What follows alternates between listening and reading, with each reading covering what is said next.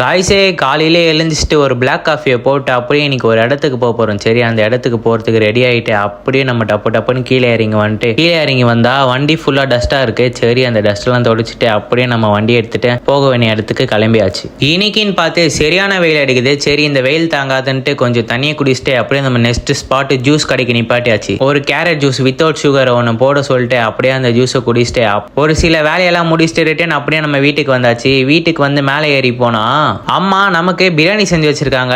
என்னம்மா நான் டயட்ல இருக்கிறது மறந்துட்டியான்னு கேட்டா, இல்லடா ஒரு சொட்டு ஆயில் கூட ஊத்தாத உனக்குன்னு தனியா டயட் பிரியாணி செஞ்சேன்னு சொல்றாங்க. சரி, அந்த டயட் பிரியாணியை ஒரு புடிச்சிட்டு உங்களுக்கும் இந்த டயட் பிரியாணியோட ரெசிபி வேணும்னா பிரியாணின்னு கமெண்ட் பண்ணுங்க. நெக்ஸ்ட் வீடியோவே டயட் பிரியாணி வீடியோ தான். அப்படியே இன்னைக்கு வீட்லயே ஒர்க் அவுட் பண்ணிட்டு இருந்தேன். ஏன்னா எனக்கு வாக்கிங் போக முடியல.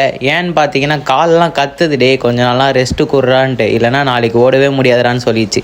சரி, அது சொல்றதை கேட்டால் தான் நம்மளுக்கு வேலையாகும்ட்டு வீட்லயே ஒர்க் அவுட் பண்ணிட்டு இருந்தேன். அந்த ஒர்க் அவுட்டை நீங்களே பாருங்களேன்.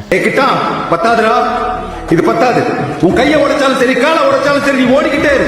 மேல மேல போகணும், அந்த டாப்புக்கு போகணும், உச்சத்துக்கு போகணும். அப்பதான் நாமெல்லாம் இங்க ஒரு ஆளாவே தெரியும். டேய், நீ கிளம்புடா.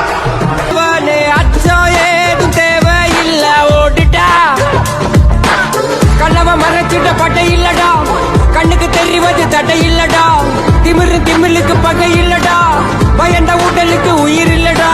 கிளம்புடா, இனி கலங்காத.